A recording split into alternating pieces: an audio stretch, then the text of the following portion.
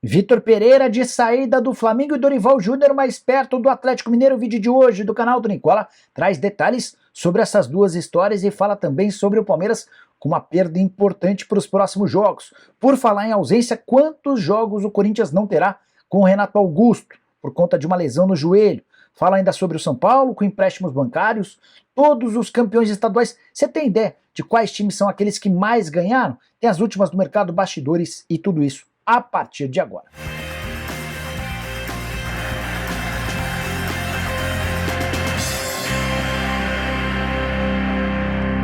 Fala aí pessoal, sou Jorge Nicola, bem-vindos a mais um vídeo do canal. Para quem não me conhece, jornalista esportivo, trabalhando no meio há um tempão com passagens por ESPN, Diário de São Paulo, Rádio Bandeirantes, entre outras, e a missão por aqui é deixar você por dentro das últimas de mercado, bastidores, finanças e muito mais.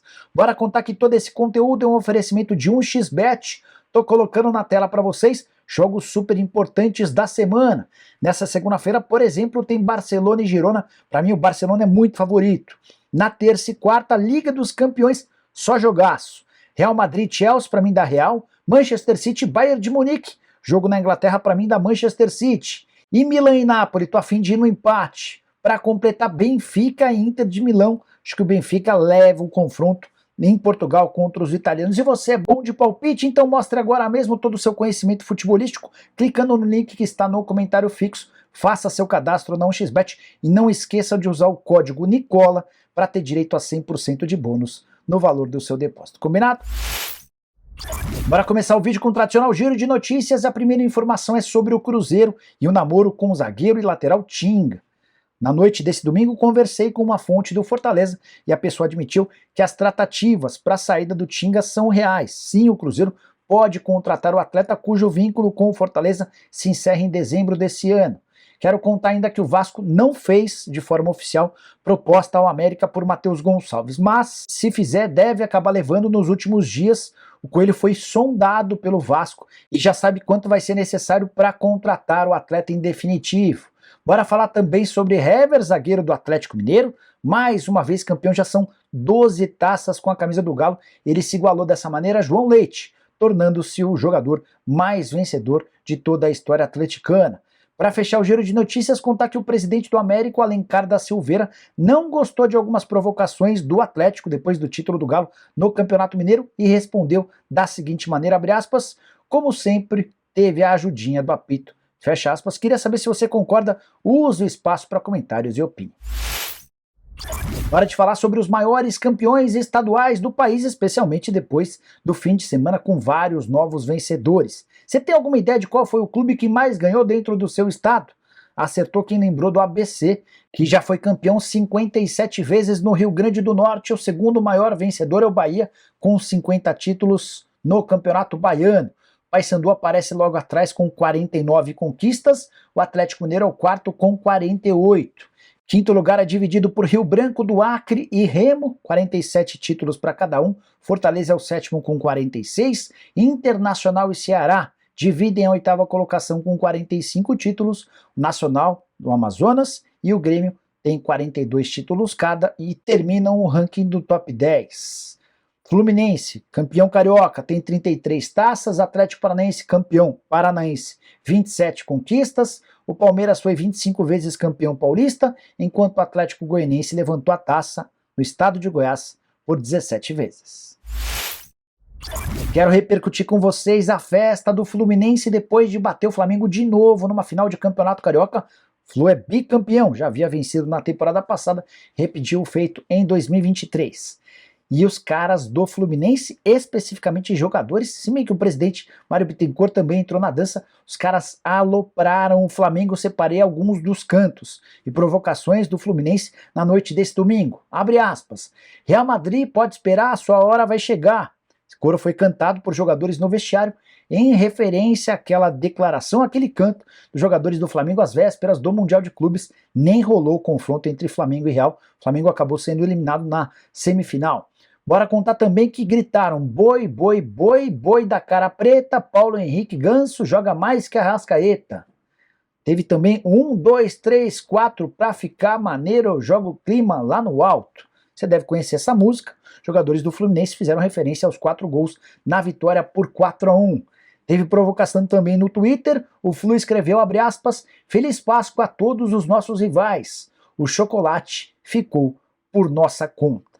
Só para arrematar sobre o assunto, além do título estadual, o Flu também teve o artilheiro do campeonato carioca, Germancano, que arrebentou durante a competição. Informação importante sobre o mercado, Thiago Escuro, um dos mais respeitados executivos de futebol no Brasil, está de saída daqui. O CEO do Red Bull Bragantino recebeu oferta para dirigir o Mônaco. O clube francês quer transformá-lo no diretor esportivo para o lugar de Paul Mitchell, com quem o Thiago Escuro trabalhou na Red Bull. O Thiago Escuro à frente do Red Bull Bragantino e o Paul Mitchell à frente do RB Leipzig. O Mitchell acabou deixando o Mônaco e indicou o Thiago Escuro, as conversas já começaram. Antes de gravar o vídeo, conversei com uma pessoa que participa das tratativas e ela disse que a saída é possível. Há um pagamento de uma multa rescisória, tem até um complemento importante, diante da possibilidade real de o Escuro trocar o projeto da Red Bull na América do Sul pelo Mônaco.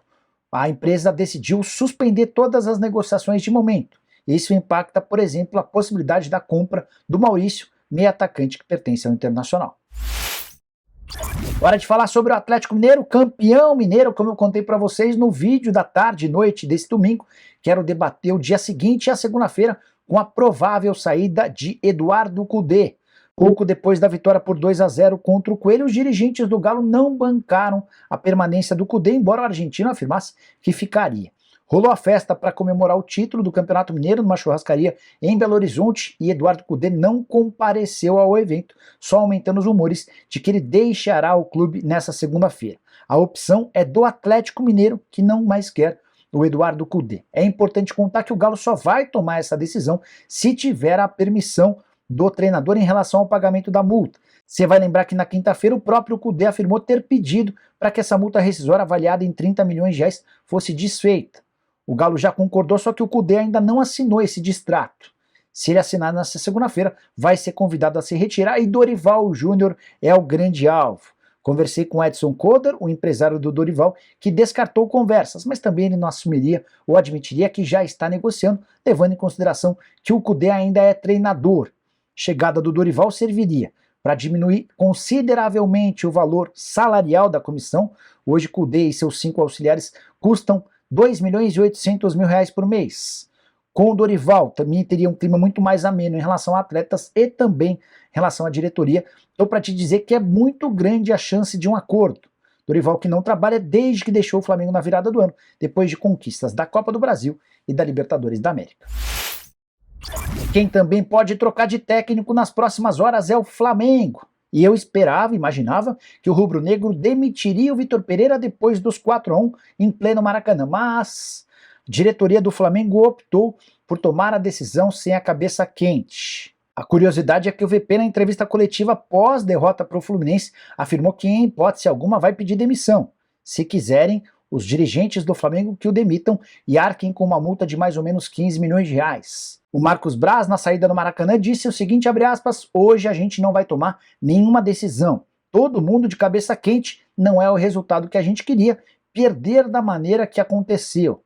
Rever alguma coisa, mas não se decide uma troca às 10 horas da noite. Amanhã, no caso, nessa segunda-feira, com calma, vou estar com as pessoas com quem tenho que estar, inclusive com o Vitor Pereira.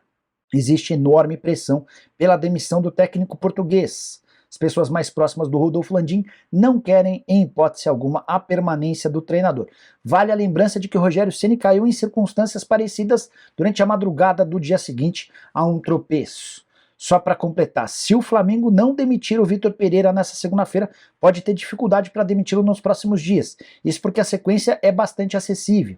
O Fla pega na quinta-feira o Maringá pela Copa do Brasil, recebe o Curitiba no próximo domingo e depois pega o time mais fraco do grupo da Libertadores, o Nublense, mais uma vez em casa no Maracanã, na quarta-feira da semana seguinte.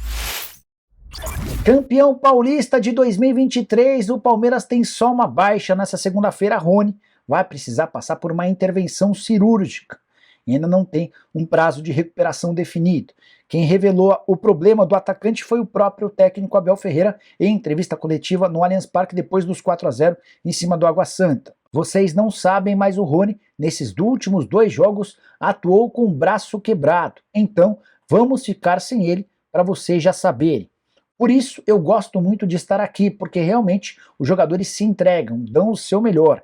E como treinador tenho a certeza absoluta de que aprendi muito aqui, porque isso é muito desafiador, fecha aspas. Sobre a lesão do Rony, que aconteceu nos últimos dias. Ele vai precisar passar por uma cirurgia para uma fratura no antebraço direito. Repito, o Palmeiras não concedeu um prazo de recuperação, imagina-se algo de até 2 meses de ausência. Baixa importante no Corinthians, Renato Augusto pode desfalcar o timão nos próximos 14 jogos. Nas últimas horas, o clube divulgou uma lesão no menisco do joelho do atleta, que precisará passar por uma artroscopia. Período de recuperação de 6 a 8 semanas, por ser um joelho com o qual o Renato tem tido muitas dificuldades. Esse prazo de 2 meses é até um prazo conservador. Ele deve perder 9 jogos do Campeonato Brasileiro, incluindo nessa sequência confronto com o Flamengo no Rio de Janeiro, além de clássicos contra São Paulo e Palmeiras. Tem ainda mais os 2 jogos iniciais da Copa do Brasil contra o Remo e 3 partidas da Libertadores da América justamente contra os adversários mais complicados. 2 jogos contra o Argentino Júnior e uma partida contra o Del Valle. É também por isso que o Corinthians se debruça no mercado nacional em busca de alguma alternativa para contratação. Não espere por grandes nomes, não é esse o objetivo. Mas o Corinthians está atento se pintar alguma oportunidade barata, de atleta jovem, que chegue para ajudar nessa função de meia. Pode haver contratação, vale a lembrança de que a CBF estendeu o prazo de contratações para times brasileiros até 20 de abril. A única regra importante é de que atletas que possam ser contratados por outros clubes precisam obrigatoriamente ter jogado os campeonatos estaduais. Então, por exemplo, o Corinthians não pode contratar um jogador que venha da Europa, mas pode se reforçar com jogadores do Campeonato Gaúcho, Carioca, Brasiliense ou qualquer outro. Bora fechar o vídeo para falar sobre o São Paulo, e a notícia não é boa, como tem sido quase todas as últimas, né? O Tricolor deve aprovar na próxima quinta-feira, junto ao seu Conselho Deliberativo, mais 3 empréstimos bancários, que vão totalizar 17 milhões de reais.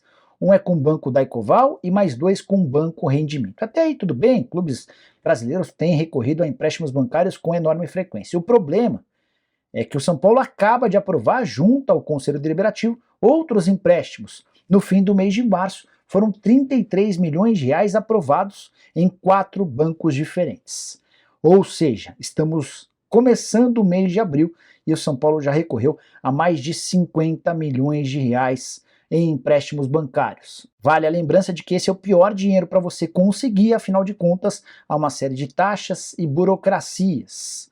Também por isso o São Paulo tem evitado ao máximo contratações, a menos aquelas extremamente baratas. Tricolor, que já havia estimado a necessidade de faturar 135 milhões de reais com vendas de atletas ao longo da temporada de 2023.